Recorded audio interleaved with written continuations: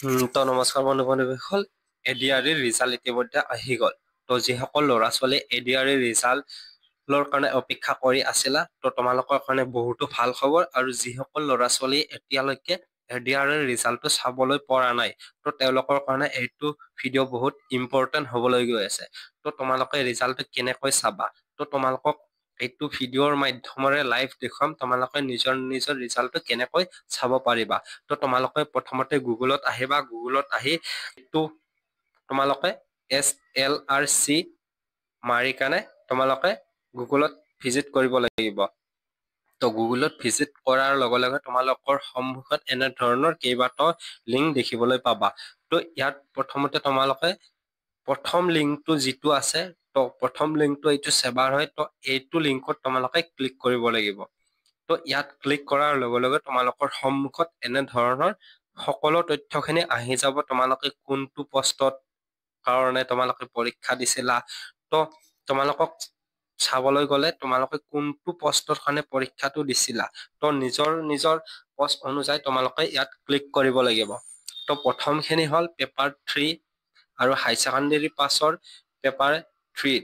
তো 15/9/2024 তাৰিখে যিটো পৰীক্ষা হৈছিলে, তো সেইটো পৰীক্ষাৰ কাৰণে প্ৰথম 3টা লিংক দিয়া আছে। তো তোমালোকে ইয়াত ক্লিক কৰিব লাগিব।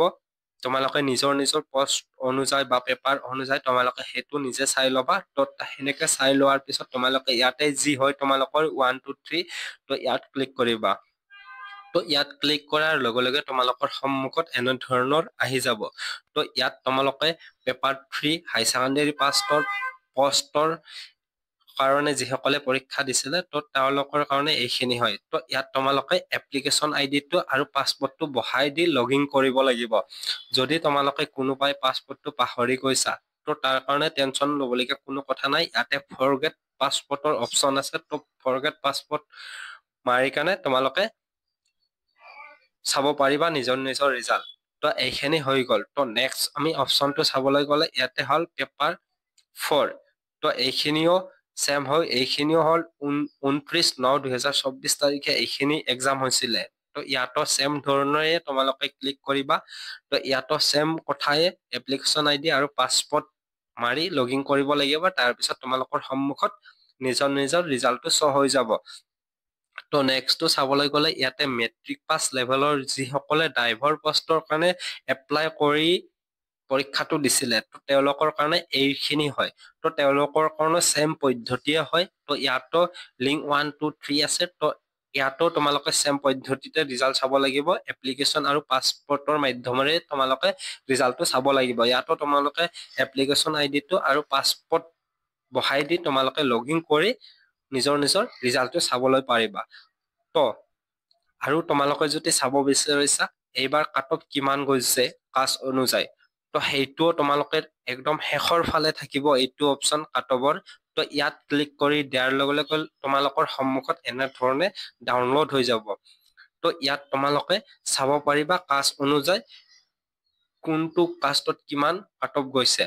তো এইখিনি তথ্য গোটেইখিনি তথ্য তোমালোকৰ সন্মুখত দেখিবলৈ পাবা।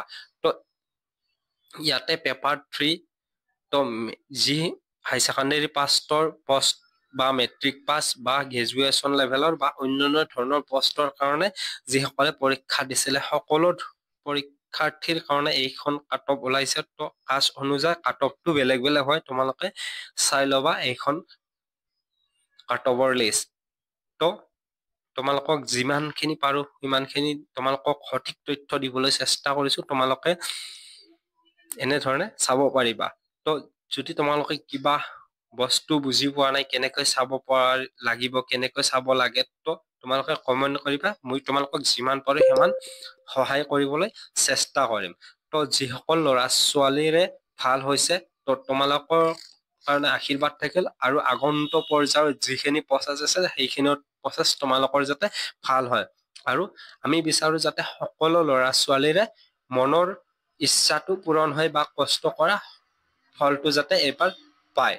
তো আজিলৈ ইমানে। যদি ভিডিঅ'টো চাই ভাল লাগিলে লাইক শ্বেয়াৰ লগতে ছাবস্ক্ৰাইব কৰিবলৈ একেবাৰে নাপাহৰিব, কাৰণ আপোনালোকৰ সহযোগিতাই আমাৰ বিশেষ প্ৰয়োজন।